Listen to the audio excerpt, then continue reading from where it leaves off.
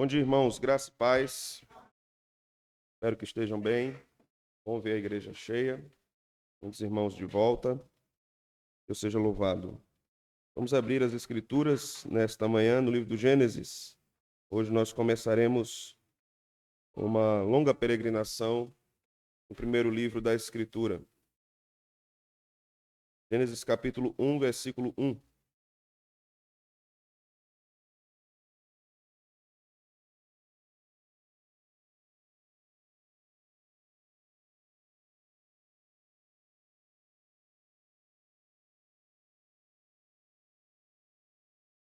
Vamos ler todos juntos?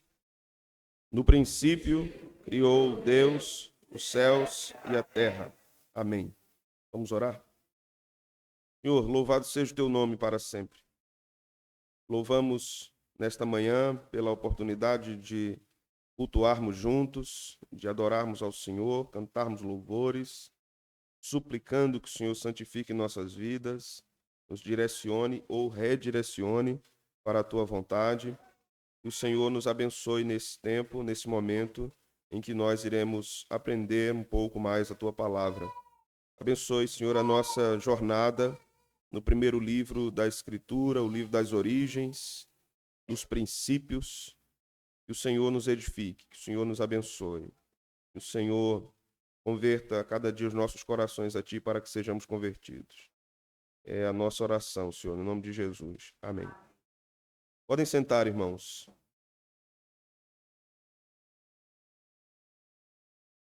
Lidarmos com o livro do Gênesis é de suma importância, porque este livro é um pilar fundamental para se estruturar todo o pensamento judaico e também o pensamento cristão.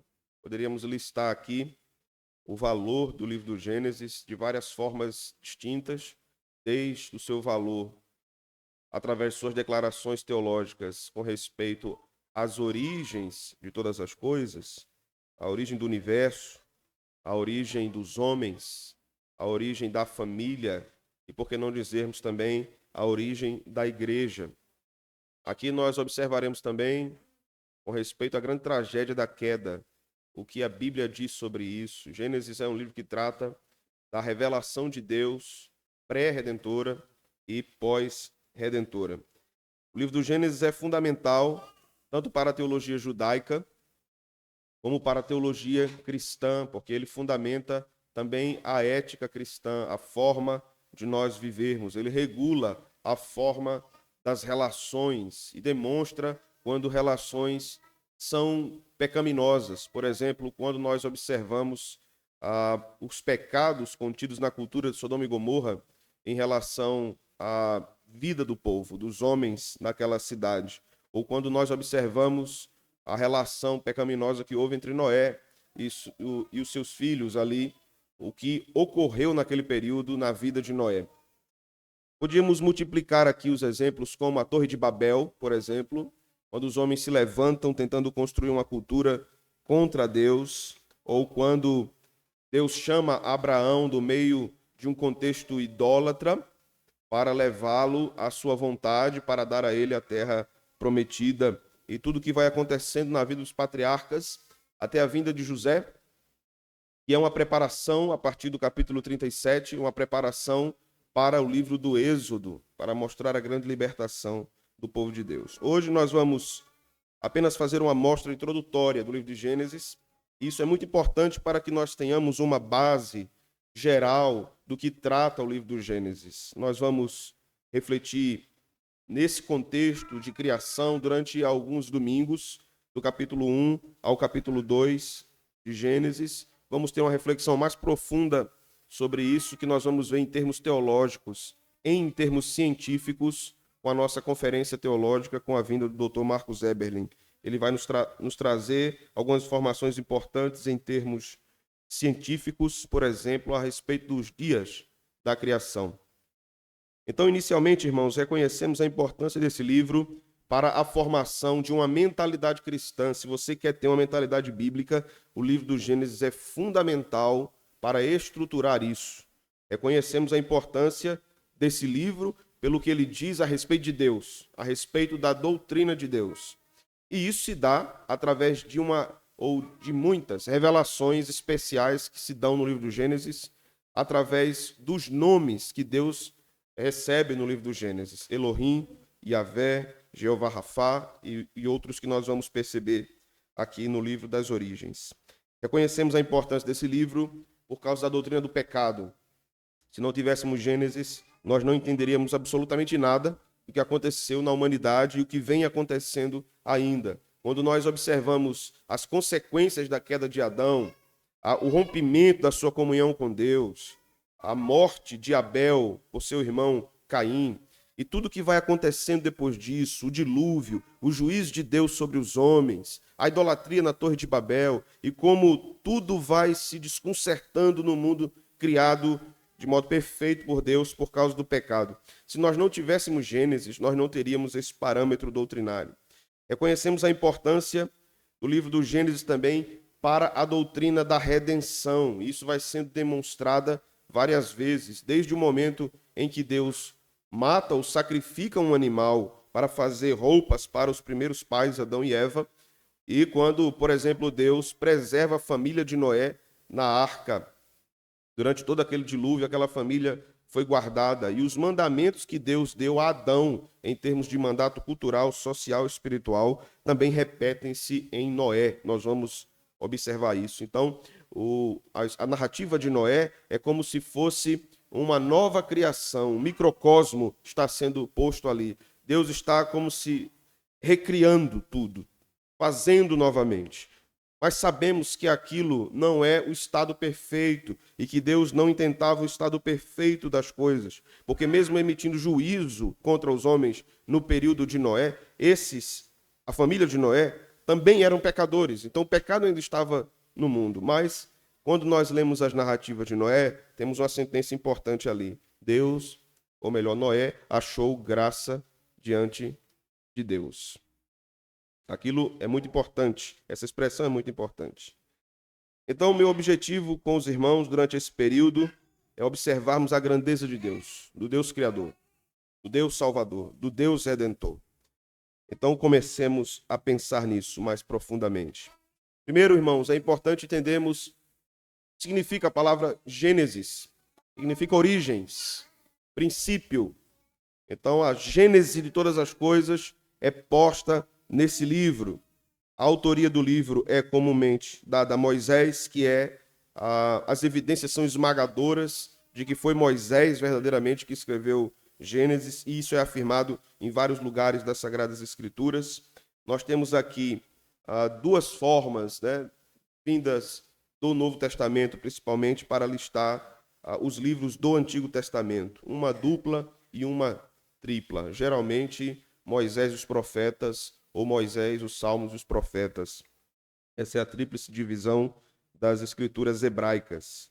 Quando nós, então, lemos Gênesis, queria que você deixasse sua Bíblia aberta. Nós temos uma divisão importante. Primeiro, nós temos do capítulo 1 ao capítulo de número 11. Ali nós vamos ter mais uma divisão dentro dessa estrutura, do capítulo 1 ao capítulo 3, do 3 ao 11. Do capítulo 1 ao 3, nós observamos a doutrina da criação e a apresentação da doutrina da queda. A humanidade cai ali, cai do seu estado perfeito. Sai da presença de Deus e perde sua comunhão com Deus. Segunda parte, ou segundo grande bloco, está do capítulo 11 ao capítulo 37. Nós vamos observar as narrativas a respeito dos patriarcas Abraão, Isaque e Jacó. E a terceira parte relatada está de José, do capítulo 37 até o capítulo 50, que vai nos mostrar a fome do Egito, como Deus levanta José naquele período, como Deus preserva a semente de Jacó e como Deus liberta o seu povo posteriormente do Egito, isso sendo narrado agora em Êxodo. Então, o final de Gênesis é uma deixa para o início de Êxodo. Cada sessão dessa é importantíssima para entendermos o que Deus está dizendo no livro. O que é que Deus quer que entendamos no livro? Deus quer que aprendamos que Ele criou o mundo com um padrão santo. inclusive a humanidade com o padrão santo. Essa humanidade caiu e Deus então está empreendendo a redenção do seu povo. Isso vai até o final do livro do Gênesis. Eu sei que nós temos algumas curiosidades, por exemplo, ou alguns apegos ao livro do Gênesis. Quem não gosta, por exemplo, da história de José, não é? Quem não gosta de pensar em tudo que aconteceu ali, como aparentemente José é o grande herói da história. Quem já ouviu na escola dominical, seja como José. Mas José mentiu, né? José mentiu. José era vaidoso quando jovem. Então, você dizer aos seus irmãos, olha, eu tive um sonho, vocês se dobravam diante de mim, e glória, né? Só estou dizendo o que eu recebi do Senhor. Isso provocava os irmãos. Então, José não é o herói. Deus é o herói. Deus é o herói. Abraão não é o herói. Abraão entregou sua esposa 2 vezes para 2 homens. Né? Isaac não é o herói. Isaac também pecou. Jacó, misericórdia. Não precisa dizer que ele não era herói. Né? Não precisa dizer. O homem desmantelado era aquele ali. Agora pense num crente desmantelado. Agora só Jesus para amar uma criatura como Jacó. Agora, se ele amou Jacó, irmãos, está tudo certo com a gente, né? Há esperança. Há esperança.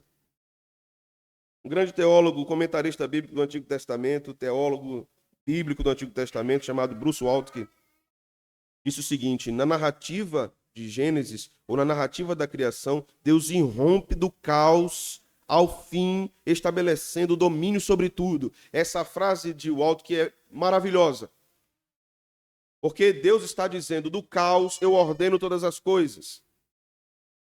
E depois da queda, com o aparente caos retornando, eu novamente regulo todas as coisas, reordeno todas as coisas. Então, o que é que o livro do Gênesis também nos ensina? Não apenas a respeito da origem de todas as coisas, mas que o nosso Deus é um Deus criador e reordenador, não apenas do cosmos e do planeta, da nossa vida também. Porque a nossa vida também é cheia de caos. Né? Caos é sinônimo de desordem. Havia caos, havia escuridão. Qual era a ordem que havia ali? Apenas uma massa que tinha sido criada por Deus, que nós chamamos de ex nihilo. Deus criou do nada, trouxe a massa à existência. Agora, da massa, Deus deu várias formas ao que está na criação. Isso é muito importante, porque isso é invocado no Novo Testamento. Assim como Deus disse no dia da criação, haja luz, e houve luz nas trevas, um dia Deus também disse isso às nossas trevas interiores no pecado. João vai dizer que a luz veio ao mundo. Jesus vai dizer, eu sou a luz do mundo. Quem me segue não andará em trevas. Você acha que Jesus tirou essa ideia de onde? Então Jesus estava usando agora a narrativa de Gênesis, o ensino de Gênesis de modo redentor. E somente ele podia fazer isso. Ou os autores inspirados do Novo Testamento. Então Gênesis é muito significativo para nós. Espero que essa nossa caminhada seja uma bênção para todos vocês. Onde Israel estava quando Moisés escreve o livro do Gênesis? Ao que tudo indica, Israel estava no deserto. Israel tinha saído do Egito, Deus tinha retirado o seu povo ali, e Deus então se enaltece como salvador do seu povo, e o seu povo é um povo escolhido. Deus é o rei do universo, isso é demonstrado em Gênesis, e rei do seu povo. É aquele que governa o universo, mas também aquele que governa o seu povo. Ali o povo teve contato com várias manifestações religiosas, né, no Egito, com muita idolatria, com toda aquela parafernália religiosa idólatra do Egito, e Deus estava retirando o povo dali. Então, qual é a orientação de Deus por meio de Moisés a Faraó? Deixe meu povo ir. Para quê? Vocês se lembram? Para que me sirvam, para que me adorem, para que me cultuem no deserto. Deixe meu povo ir em outro lugar, em Êxodo, para que eles me façam festa no deserto. Então Deus vai se mostrando como redentor em todos os livros de Moisés. Então, quando esse livro é dado, o povo recebe o livro do Gênesis como um manual, podemos dizer assim, de reconfiguração, de reestruturação de sua visão de mundo. O povo passou 430 anos no Egito. Mesmo sendo hebreus, muita coisa era egípcia. Muita coisa tinha sido impregnada na mente do povo naquela cultura.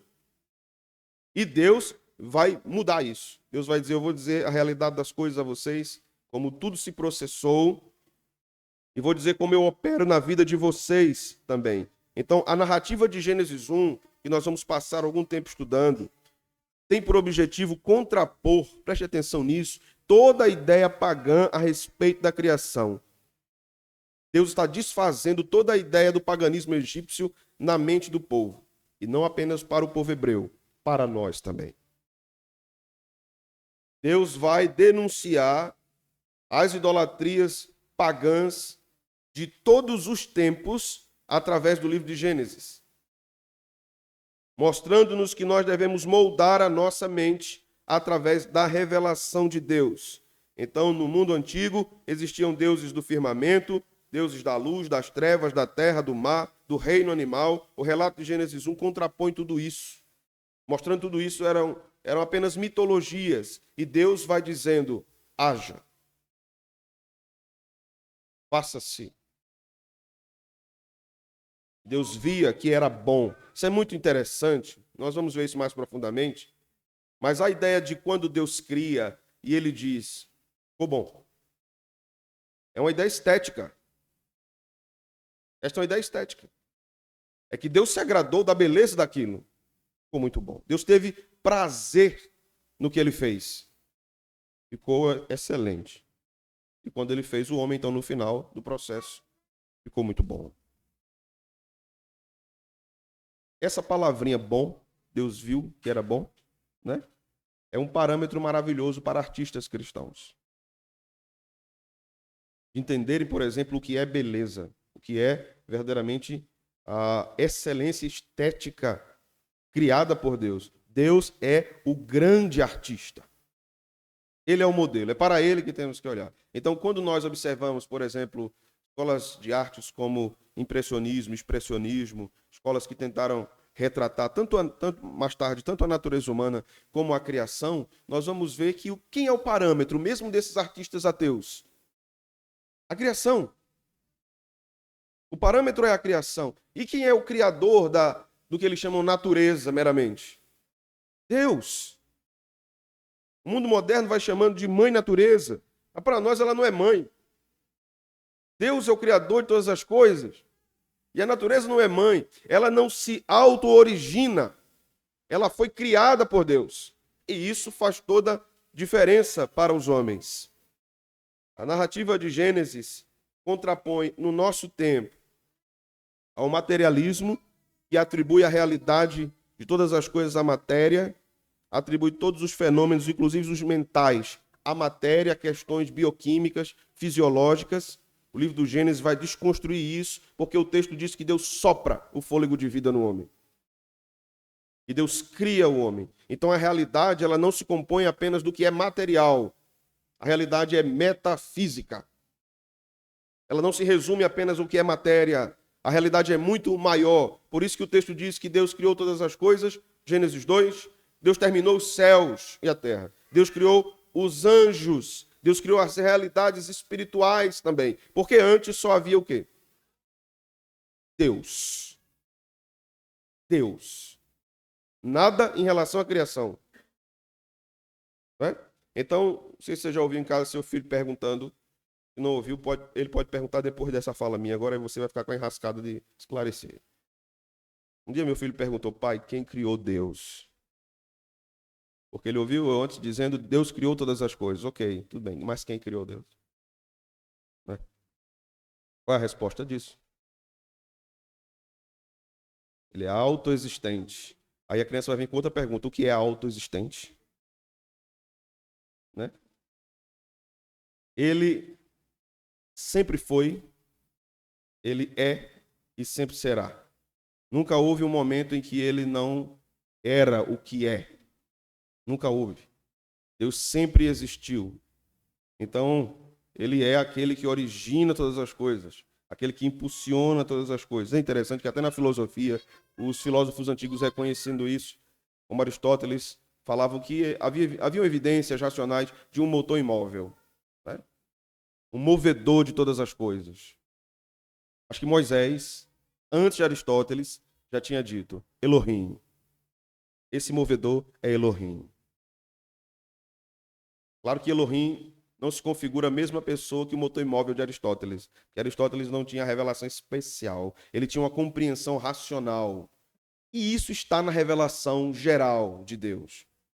Mas a própria racionalidade humana, ela não consegue admitir que não haja uma origem. Por isso que mesmo aqueles que se opõem à doutrina da criação ou o criacionismo científico, eles vão ter que discutir a origem. Eles vão ter que discutir a origem. Mesmo aqueles que venham defender um sistema evolucionista, é preciso reconhecer que há algo que ordene. Então, se o processo é evolutivo, que eu não creio, mas se ele é evolutivo, há algum tipo de ordenação lógica nesse processo. Então, no final das contas, ao meu ver, como dizia um filósofo cristão, Alvin Plantinga, o próprio evolucionismo afirma a necessidade de Deus. Afirma a necessidade de Deus. Porque se há uma evolução, se quer chegar num ponto último, né? Na evolução. Você está atravessando estágios de modo crescente e vai chegar a um estado mais perfeito. A ideia é essa. E quem está ordenando isso? Alguns vão dizer a natureza, é um processo da natureza. Este Dawkins vai dizer não tem um objetivo, um propósito final. Mas como não? Se é um processo evolutivo, ele não é desordenado. Ele não é desordenado. Né? Se você diz o bicho-pau, já viu um bicho-pau? O bicho-pau existe porque aquilo foi um mecanismo desenvolvido de autodefesa. Certo, mas ele fez isso nele mesmo? Como é possível ele fazer isso nele mesmo? Você consegue, por exemplo, para desenvolver um sistema de autodefesa, assim, eu quero fazer crescer em mim 2 asas. Porque se eu tiver em algum perigo, eu bato a asa e... isso aí nada mais é do que o desejo de ser Red Bull. Você lembra do Red Bull? Red Bull te dá asas, né? Porque isso não vai acontecer. Então você não pode autodeterminar a sua genética. É preciso que haja uma determinação. Então, mesmo dizendo o evolucionismo que aquilo foi um processo de adaptação para a autodefesa, mas quem regeu isso? Quem guiou esse processo? Um outro ponto que nós respondemos através de Gênesis é o empirismo, que basicamente é o que nós temos nos estudos científicos. Não condeno isso de modo geral, mas eu não posso dizer que todo conhecimento baseia-se apenas na observação, experimentação e verificação. Eu não posso dizer que é apenas isso a ciência. Porque quando eu excluo disso a palavra revelação, eu tenho um problema. Porque qual é o documento mais antigo em termos ocidentais que trata a respeito das origens? Em termos ocidentais, as escrituras. São as religiões. As grandes religiões que falam sobre isso. Um outro fator que nós temos como desafio diante de nós é o secularismo. O secularismo é a tentativa e o sucesso, posso dizer assim, de se apartar da religião para explicar coisas, origens, pensamentos do nosso tempo. Você sabe onde surge o secularismo? No meio dos cristãos. Só pode existir secularismo quando você sabe o que é religião. Né? Não tem secularismo, isso não é normal. Então, quando você pergunta para um árabe, né, para um muçulmano, no seu país árabe tem secularismo? O Islã guia todas as coisas. A cosmovisão, a mentalidade, a visão de mundo islâmica guia todas as coisas. Mas o secularismo surge em países de matriz religiosa cristã. Liberalismo religioso ou teológico que surge dentro do protestantismo, isso ocorre no nosso meio e que trouxe muitos males para a nossa compreensão do mundo. Né? O liberalismo vai tentar harmonizar a fé com a ciência. Não tenho problema com isso, nós também não devemos ter problema com isso. Mas é o seguinte, tudo que a ciência diz que é verdade, vem de Deus. Mas isso não quer dizer que tudo que ela diz é verdade. Como também não quer dizer que tudo que um pastor diz é verdade infalivelmente. Você não pode dizer, não, porque ele é pastor, então tudo que ele fala é verdade. Deveria ser, né? Pelo menos o pastor não devia mentir. Mas não é assim. Você precisa, de fato, de observação, experimentação, verificação. Mas você não pode excluir revelação. Porque se você tem esses pontos do empirismo, mas você não tem revelação, você está dizendo assim, o que Deus disse não interessa, ou isso não tem relevância científica, o que não procede. Em termos científicos, não procede. O que Deus diz na Escritura não é basicamente ciência, mas narrativa da criação. Mas isso não está em desordem com a ciência. Temos também o evolucionismo filosófico, científico, que alcança várias outras áreas, evolucionismo social, evolucionismo na psicologia e tudo mais. Essa linha filosófico-científica afirma que o mundo não vem de Deus, mas de uma grande explosão. Se a gente disser assim, raciocine, ok, o mundo veio de uma grande explosão. Sinceramente, isso contradiz a existência de Deus? Também não. Afirmar que o mundo veio do Big Bang não invalida uma ação divina. Essa máxima não invalida uma ação divina. Agora, assim, eu não sei vocês, mas eu não acredito que eu sou uma ameba evoluída. Vocês são?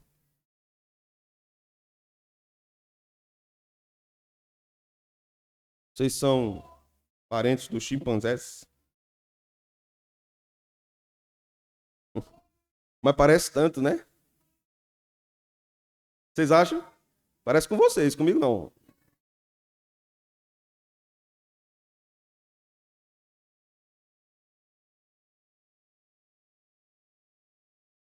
Não só os chimpanzés têm alguma semelhança, mas vários outros animais.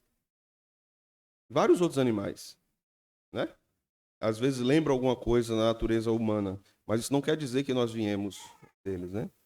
Se você veio, tudo bem, aí eu respeito a sua particularidade, né? Se você é uma ameba evoluída. Meus irmãos, os pensamentos dos homens sem Cristo, sem as Escrituras, é dominado pelo pecado. Ainda que haja graça comum no mundo, sem a revelação, nesse processo de investigação científica sobre as origens, a coisa vai certamente cair num ponto contrário a Deus. É claro que nós observamos de modo muito feliz, pelo menos eu observo de modo muito feliz, como os cientistas têm chegado a determinadas conclusões a respeito do universo, a respeito da necessidade da existência de um ser pensante que ordena todas as coisas. Nós nos maravilhamos com isso.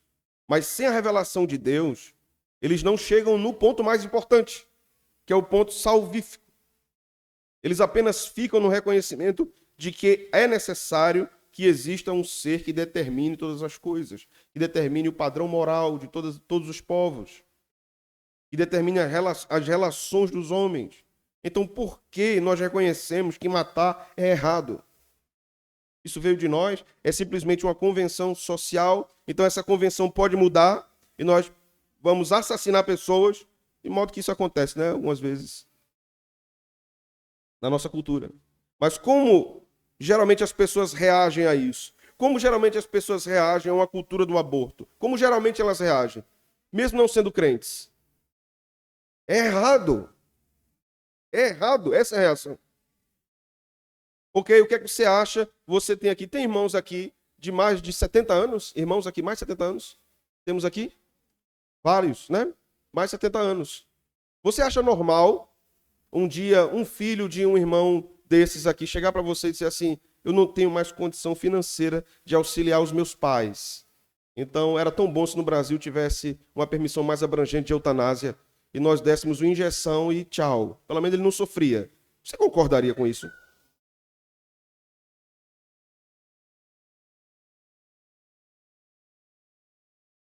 Se a pessoa dissesse, mas os idosos não estão servindo mais para nada.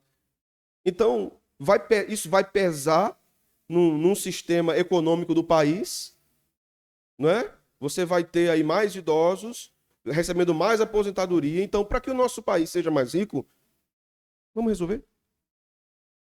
Vamos dar uma injeçãozinha e todo mundo morre dormindo. Você acha isso bom? Você acha que um ímpio terrível, ouvindo isso, na maioria deles, diria que isso é bom? Não. Então, quem estabeleceu na mente do homem esse sistema, irmãos, ético? Quem fez isso? É o homem recebendo de Deus essa instrução, porque o homem é a imagem de Deus. Mesmo ele caído e sendo inimigo de Deus, ele é a imagem e semelhança do Criador. Então Deus comunica a ele alguma coisa. É claro que em nós há a presença redentora e santificadora do Espírito Santo, nos crentes. Mas Deus coloca também sua imagem e semelhança no ímpio. Então Deus comunica a ele certos valores. E só pode ter vindo de um Criador. Para que a gente termine agora, cristãos devem ter devida instrução sobre o livro do Gênesis, porque ele também é um padrão moral, social, religioso para nós. Se a gente tira Gênesis, a gente perde tudo. Porque Gênesis no Antigo Testamento, observe, resume tudo o que vai acontecer depois. Gênesis resume tudo o que vai acontecer depois. Vamos lá, só uma ilustração. A Escritura diz que nos fins dos tempos acontecerá o quê? Certo. Multiplicação da iniquidade. E no final de tudo acontece o quê? O juízo. Mas antes do juízo acontece o quê?